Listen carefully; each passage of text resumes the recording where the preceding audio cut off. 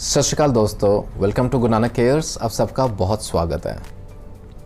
दोस्तों आज ना एक बहुत ही महत्वपूर्ण टॉपिक पे चर्चा रहेगी। Will talk about pulmonary fibrosis, जिसे हम लंग फाइब्रोसिस भी कह सकते हैं। देखिए, ये पल्मोनरी फाइब्रोसिस ना ये पहले भी एग्जिस्ट करती थी, है ना। इसे हम IPF कहते थे, इडियोपैथिक पल्मोनरी फाइब्रोसिस।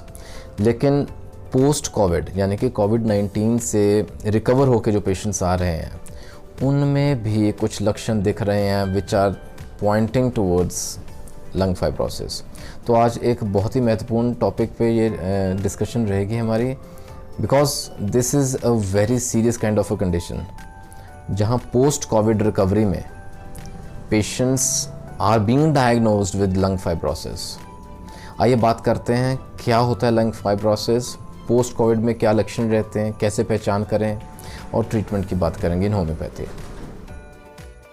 पहले ना आइए थोड़ा ये जान लें कि लंग फाइब्रोसिस होता क्या है। बहुत सरल भाषा में, in very simple language I will talk. देखिए, let us try to understand. In case कई बार ना स्किन पे कभी कोई कट लग जाता है, इट हैपन्स।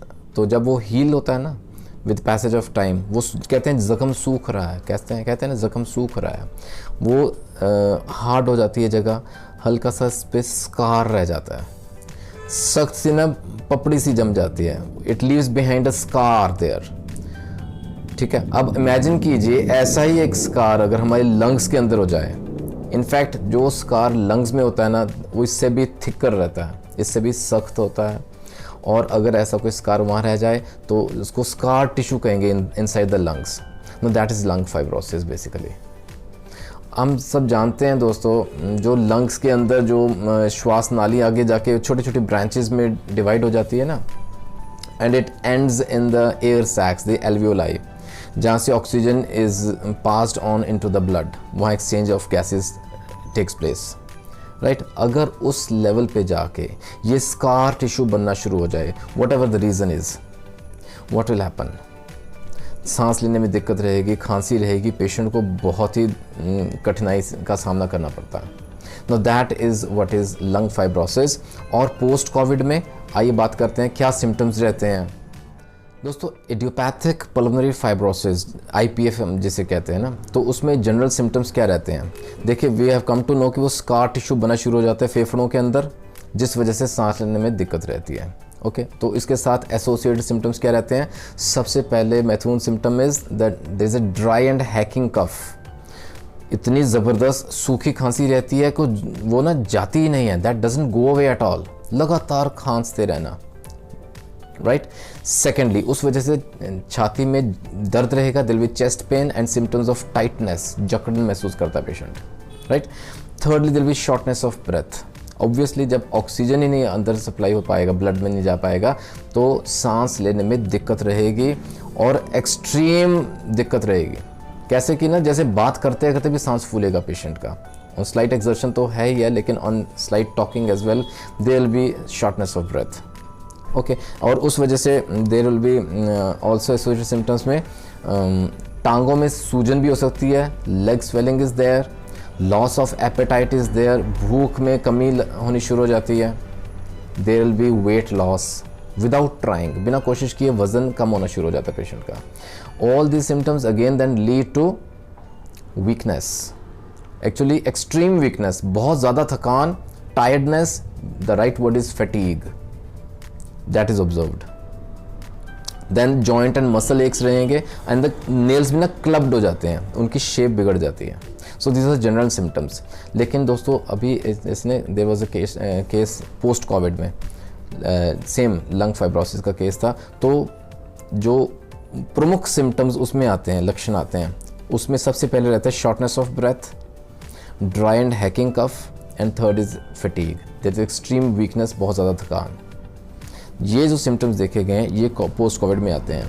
अच्छा, इसमें ना इट रिमाइंड्स मी, जो वीडियो था एक कोविड टाइमलाइन के ऊपर, उसमें यू शुड रिमेंबर जो थर्ड स्टेज में जा रहे हैं पेशेंट्स, वो हालांकि रहते जस्ट 5% ऑफ दोज केसेस हैं, लेकिन दोज 5% ऑफ केसेस वो क्रिटिकल कंडीशन में पहुंच जाते हैं and they are diagnosed with Covid pneumonia. Right. और उन केसेस को हॉस्पिटलाइजेशन की ज़रूरत पड़ती है, जहाँ ऑक्सीजन देना पड़ता है उन्हें। तो ये जो कोविड निमोनिया वाले पेशेंट्स रिकवर होके वापस आते हैं ना नॉर्मल ज़िंदगी में with Covid negative certificate as well now, लेकिन उनमें सिम्टम्स रहते हैं, they are at more risk to get lung fibrosis. और दोस्तों याद रखिए, lung fibrosis is a progressive disease, ये समय के साथ बढ़ता है, which leads to decline in the lung function, leading to respiratory failure and eventually death. Is a very serious condition. Diagnosis में ना चेस्ट एक्सरे में दिखता है, HRCT स्कैन होता है, हाई रेजोल्यूशन चेस्ट CT उसमें, एंड फाइनली बायोप्सी जिसमें it is clearly diagnosed, वो स्कार टिश्यू पाया जाता है अंदर, that confirms the diagnosis of pulmonary fibrosis. दोस्तों the hard thing to digest is that there is no such treatment as such. यानी कि देखिए एंटीफाइब्रोटिक मेडिसिन दी जाती हैं, लेकिन the desired results are not observed. यहाँ ना हम एक काम कर सकते हैं, we can add homeopathic medicines to it so that symptomatically relief is observed in the patients. We can just give it a try. Homeopathy है तो होप है, यू नेवर नो, लेकिन हाँ पेशेंट्स को रिलीफ ज़रूर मिलता है। कौन सी ऐसी कारगर बहुत ही महत्वपूर्ण दवाओं का यहाँ मैं जिक्र करूँगा दोस्तों। I will add a number of medicines, the top 5 medicines that can help us relieving symptoms in case of post Covid pulmonary fibrosis. सबसे पहले जो प्रमुख दवा उभर के सामने आती है दोस्तों, that is arsenic album. Once again आपने नोट किया होगा, like as a preventive dose से लेके पोस्ट कोविड ट्रीटमेंट में भी आर्सेनिक एल्बम का बहुत ही महत्वपूर्ण रोल रहा है थ्रू आउट। और जहाँ जहाँ लंग फाइब्रोसिस के सिम्टम्स आते हैं in a post Covid patient, तो वहाँ arsenic album again plays a major role. Arsenic album and very important medicine in case of lung fibrosis. Second very important medicine is bryonia, जहाँ याद रहा होगा आपको ड्राई एंड हैकिंग कफ रहती है, सूखी खांसी रहती है, लगातार आती है, गला सूखता है, प्यास भी लगती है पेशेंट को, bryonia has a good role to play. Third very important medicine is carbo vegetables. देखिए ऑक्सीजन की सैचुरेशन लेवल गिरता है क्योंकि सांस प्रॉपर नहीं खींच पा रहा है, लंग्स जो फेफड़े हैं वो प्रॉपर इन्फ्लेट डिफ्लेट नहीं हो पा रहे हैं, वो ऑक्सीजन की सप्लाई कम हो रही है, ब्लड में नहीं जा पा रहा है, शॉर्टनेस ऑफ ब्रेथ के सिम्टम्स रहते हैं, पेशेंट को सफोकेटिंग फीलिंग रहती है। Carbo veg will help here, right. And another very important medicine antimonium tartaricum, क्योंकि ना कई बार पेशेंट्स में देखा गया हालांकि सूखी खांसी रहती है लेकिन छाती खड़कती है, एज इफ म्यूकस अंदर ना रैटलिंग कर रहा है, अंदर जकड़ा हुआ है, हालांकि इट इज़ नॉट एक्सपेक्टोरेटेड, बाहर नहीं निकलता लेकिन अंदर भरा पड़ा है। In such kind of symptoms, Entim-Tart is going to help us. And friends, finally, one of the most important homeopathic remedies that's going to help us here is Hyposenium. बहुत ही महत्वपूर्ण ड्रग दोस्तों, this is basically a powerful nosode as such.